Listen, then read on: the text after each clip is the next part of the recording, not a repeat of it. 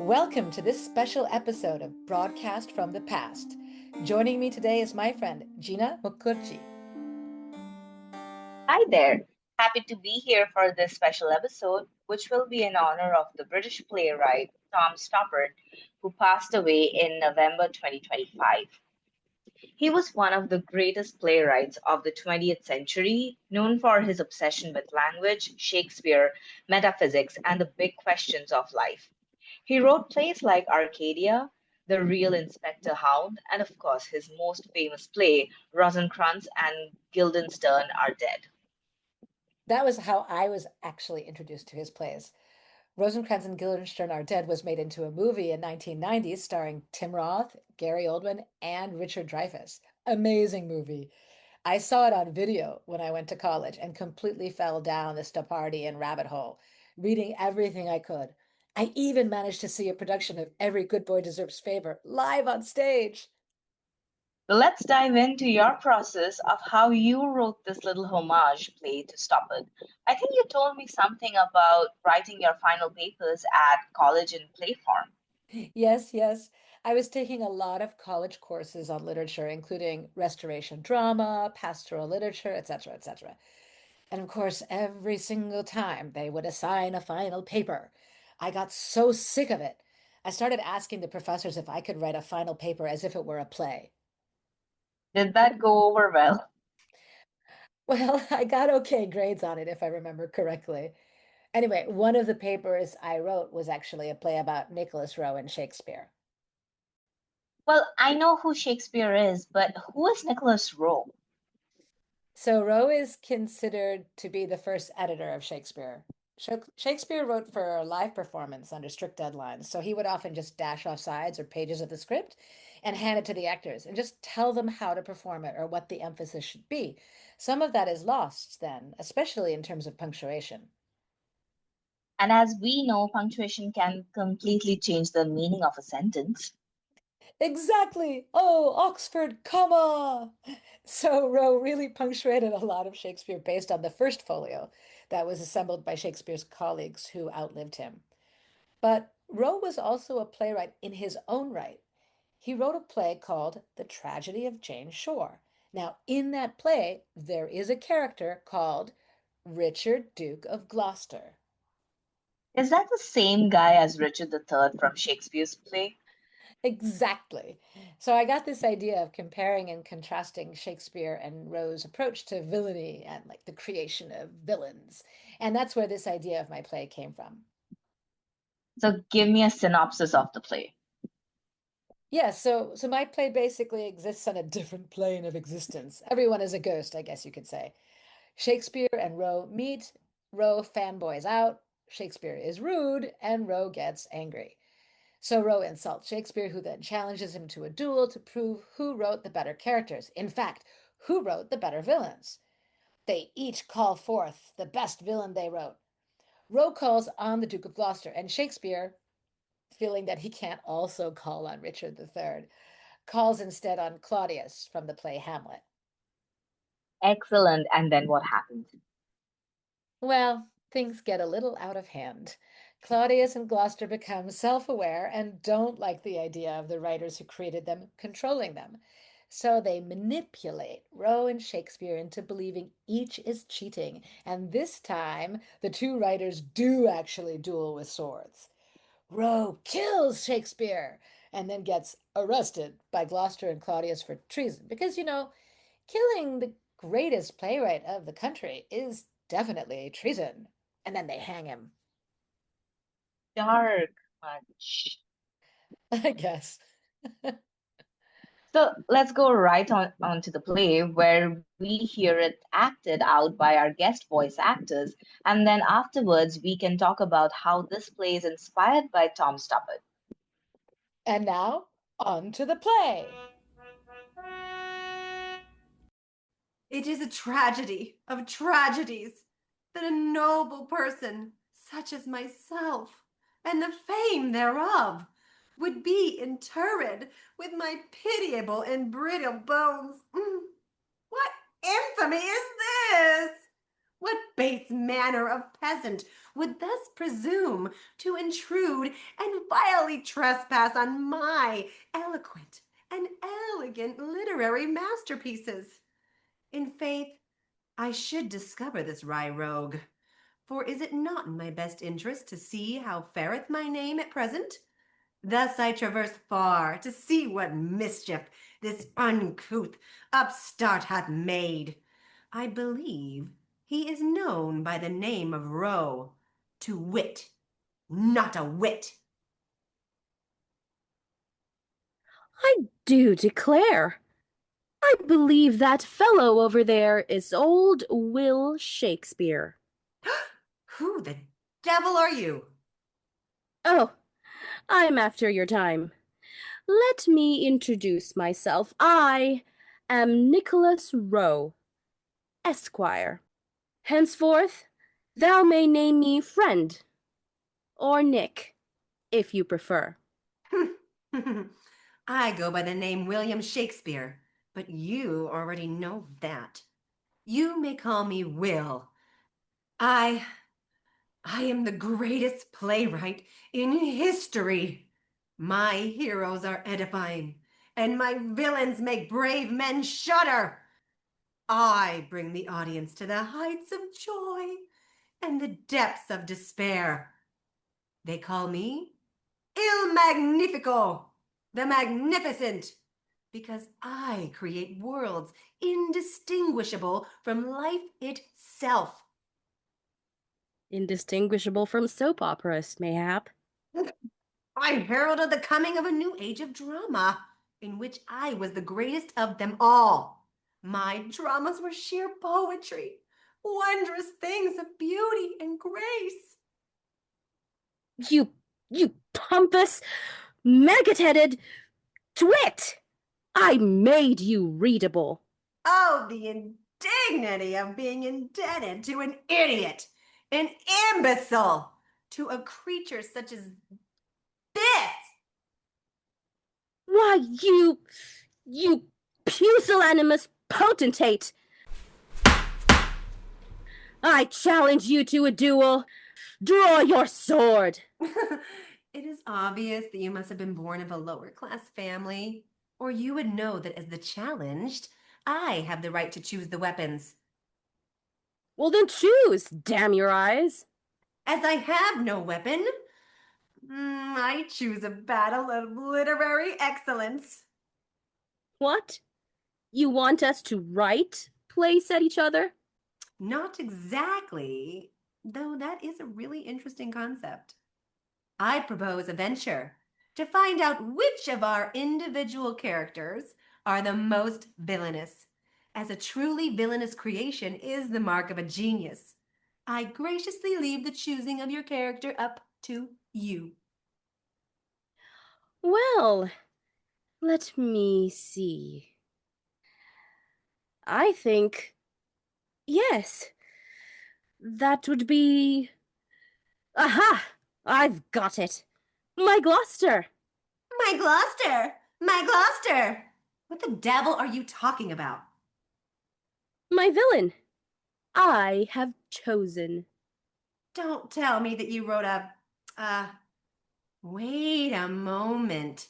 I do recall some upstart dramatist writing a different version of my own illustrious, awesome masterpiece, Richard III. You are that upstart scribbler. Vain to deny it. Oh, villainy incarnate. Oh, God, God, how weary, stale, flat, and unprofitable seem to me all the uses of this world. You have stolen my most villainous, most wicked potentate. Now is the winter of my discontent. Tyranny thrives.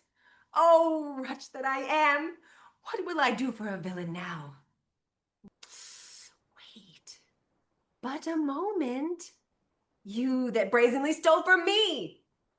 You cannot suppose that any playwright ever troubled himself to be original in the matter of ideas, or that the stories he tells in his plays have never been told before. What play did you steal that from? Not a play, a novel. A what? It is a new literary form, all in prose. Anyway, the novel I got it from was called A Scaramouche. Scaraware? Do you jest? It is a very witty book written by a novelist almost 3 centuries hence about an event not even 100 years in the future. What that author was trying to articulate was the fact that stealing is totally respectable. Adaptations are very common. In fact, you yourself took the story of Hamlet from the ancient traditional history of Denmark as told in the Historica Danica. So, do not point that effeminate, elongated finger at me, you pretentious fool. And anyway, Richard III and the Duke of Gloucester were taken from a very real historical character. Is not life the ultimate source of art? In this, we agree. Horrendous as that prospect may be that I find myself in accord with thee, real life is truly the best of art. Thus, I think my villain shall be the royal ass, Claudius of Denmark. So, as our puppets, we now have Claudius of Denmark and Richard Plantagenet, Duke of Gloucester. Did you realize that you misspelled Gloucester? Never mind. Let the games begin! What ho! What have we here? I greet you, fellow collaborator in the depths of innocence. Greetings, noble sire. In truth, both noble and a king. What do you here? My soul is full of discord and dismay. Alas, how shall this bloody deed be answered? You see before you a truly temperate and canny fellow. He justifies murder as necessity, as often as do I. I plan the death of England's Lord Chamberlain and do it with specious reasoning. I arrest thee by treason, and because no one treasonous shall live, he shall not live an hour. This is a king who is as I am, a worthy man. Shall we wax philosophical? Although your villain is quite intriguing in his own way, I think mine is the most fascinating, in that we have in our possession the likeness of the true Richard III. That's such a face. The face of a judge, of someone used to great responsibility and responsible in his authority, could hold the soul of a devil. But we never knew. Nor shall we, eh? My dear sir, all I know of the case was what I wrote. And do not forget that I lived most of my life under the influence of the royal line that deposed Richard. So, I stay silent. Ah, whither go thee, gentle Oh, God, it's my brother Clarence, whom I have betrayed to his death and most foully murdered. Halt at once, false spirit! Thou were not summoned here. This is mine own creation, and in such you did not appear. Neither your ghost nor you yourself. Ooh! A hit! A palpable hit! See you now. Not even your own creations distinguish between our two plays. Ah, hey, Will, is that you? Do not speak to your creators in that manner. I thought the phrase was, do not speak to your betters. Well, that's stretching the truth a bit, in your case, don't you think? I used to admire you, but now I think you're merely a pretentious, dead fool. Well, now the pot is calling the kettle black. You're not even the living dead. You're just the dead dead. Pardon me for intruding, but are we not in the process of doing something relatively important? I'm not quite sure what it is, so I beg of you to enlighten me. What's all this humility all of a sudden? I am suspicious of these two. Do you not know these two fine specimens of manhood? The shorter one does look familiar. That is Will Shakespeare, the one who wrote you, and the other is my creator, Nicholas Rowe, except that he copied me from Shakespeare's creation, who took it from Sir Thomas More, who took it from Morton, the Bishop of Ely, who... Well, I do not wish to speak harshly of our former monarchs. I think that we are conscious only by their whims, It is clear from their tones and their actions that their purpose is not a literary one, or at least not the creation of a new piece of literature. Note well, friend Claudius, how the two peacocks eye each other, each wanting to tear the other's eyes out and to rend his gullet. More like cocks, then. Oh, yes, sire, preening cocks, each accustomed to being cock of the walk, each struggling to be dominant by proving... by proving which creation is superior. Perhaps, my friend, we may turn this little game of theirs to our advantage. I am determined to prove a villain. That's his play, not mine. That damn Richard III. Then what is yours? Ah, yes, I know. Hung be the heavens, dusk to darkness. Hang you! That's him again. And that's not even the right play. Besides, you mangled it horribly. It's Henry V. Or is it the fourth? I could never keep all your Henrys straight. That is because you have no taste for the particular. If you mean my tastes are not particular, then I beg to differ. My tastes are most particular, but I cannot stomach the unpalatable. The unpalatable is merely what you cannot comprehend. The full glory of my awe-inspiring works. Claudius, they only need occasional prodding. Let us see if we can extract from them the true intent of our existence here. Methinks he plots to do you some wrong, my noble liege. Wherefore do you come to this conclusion? I chanced to overhear a conversation between the playwright and his construct, my lord. Sir, will do. I am not titled. Yes, sir. But in regard to the conversation that I overhear, I was left with the impression that your opponent means to cheat you. What? Why, that ready old dog. He is quick to attribute any false quality to his opponent. I will run him through, sword or no. Oh, stay your hand, dishonorable author of my existence. Perhaps you can exact your revenge eternally by having his own characters haunt him for all time. But we cannot use the characters indefinitely. We merely got a loan upon their use from the Hall of Literary Characters. They have to be back by noon tomorrow and forthwith be banished back into obscurity. So, what shall we do? Oh dear, let me ponder, my dear sir. Oh, great dramatist, sir. Are you quite sure that your competitor will not break the terms of your agreement? How do you know of our agreement? Why, noble sir, your opponent told both Gloucester and myself. A pox upon that playwright! Betrayal! He would manipulate the characters to win the bet? There is no chance of him winning fairly.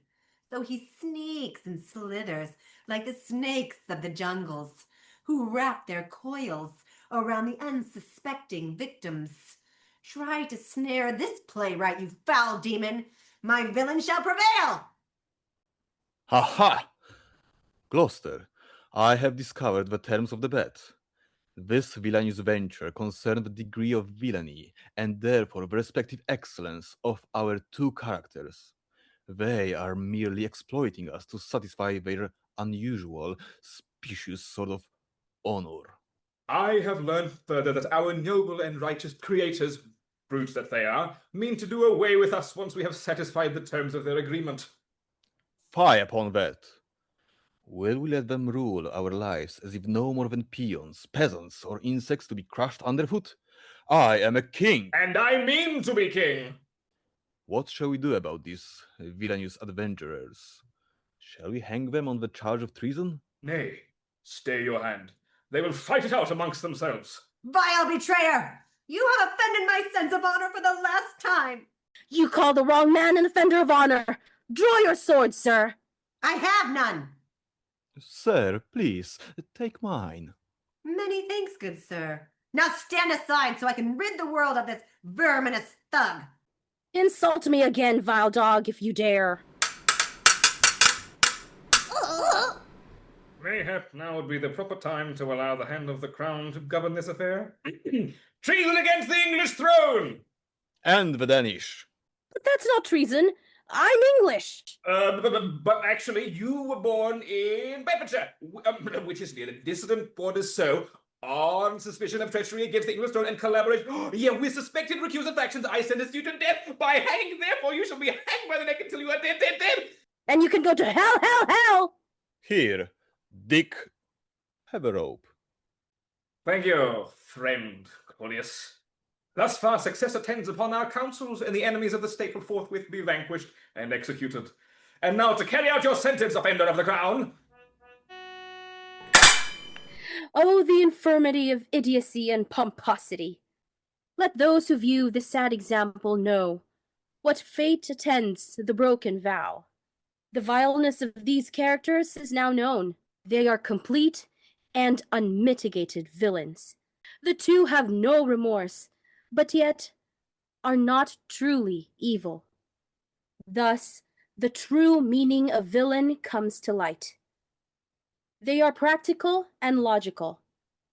The death of many is foreseen as a necessity to facilitate the flight of kings. Well, that is actually funny. Out of curiosity, were Shakespeare and Rowe played by women? Yes, I had a shortage of available voice actors, and anyway, I prefer to always have a mix of genders, so I ended up casting women as the two writers. I think it kind of worked, actually, since a lot of their lines do revolve around threats to their masculinity. So I think it highlights how absurd that is if they are actually played by women. At one point, Rowe actually insults Shakespeare by calling his finger effeminate. Yes, I thought that it made it funnier, actually. I also thought it was a nice reversal of the fact that in Shakespeare's time, all the roles, including women's roles, were played by men. Why is that? Actually, it was illegal at the time for women to be on stage. Wow, I think I remember that from the film Shakespeare in Love. Interesting that you should bring that up. Stoppard actually had script inputs into that film. Really? Oh, how wonderful. All right, let's go back to how your little play is an homage to Stoppard. Well, remember, I wrote this little mini play in 1994. That's like 31 years ago. Whew. Stoppard had just written Arcadia. The film version of Rosencrantz and Guildenstern are Dead had been released a few years before. So there was a lot of Stoppard floating around my head. I think, however, it was definitely Rosencrantz and Guildenstern that influenced me the most. Tell me more about that. So Stoppard's play is about these two minor characters in Hamlet, two friends of the main character who get summoned by the King of Denmark to figure out what is going on with his stepson Hamlet, who is acting out. And so Stoppard's play retells that famous story, but from these minor characters' perspectives. In Stoppard's version, these two characters miss out on witnessing critical scenes. So they are really out of the loop, they don't understand what is going on, and they feel increasingly manipulated, endangered, and confused. They spend a lot of their time discussing what to do and what is the meaning of life, etc., etc. The play is very much about free will and power, especially knowledge as power. So it is very metatextual and metaphysical. Absolutely. Stoppard's play feels a bit like a cross between Waiting for Godot and a Shakespeare comedy. Anyway, in that sense, the metatextual, metaphysical aspect is something that is attempted very much by my play as well. You know, the discussion of manipulation, etc. But I do add a little touch of Sartre in there as well. How so? Well, in fact, you can read it as Shakespeare and Rowe being like gods, right? And their creations kill them or trick them into death. So, in a way, it's about the death of God. Deep. I guess. And finally, that last scene where Rowe is about to be hanged is very much a reference to the last scene in Rosencrantz and Guildenstern Are Dead, where, spoilers, the main characters are also facing hanging. Well, thank you for that. It's fantastic. Thank you. I enjoyed it, and thank you for talking about it with me. I do want to end today's podcast with an acknowledgement of the following contributors to this podcast. Gina, whose enthusiasm is a breath of fresh air. Zach, my fellow history fanatic, who listens to me talk about this and helped me co host my first episode. And finally, the amazing voice actors who brought the play to life: Alistair Duran as Gloucester, Simon Zelensky as Claudius, Dallas Reese as Shakespeare, and Jamila Bunet as Nicholas Rowe. And myself, sadly, as the ghost of Clarence. Thank you, everyone. And here's to Tom Stoppard.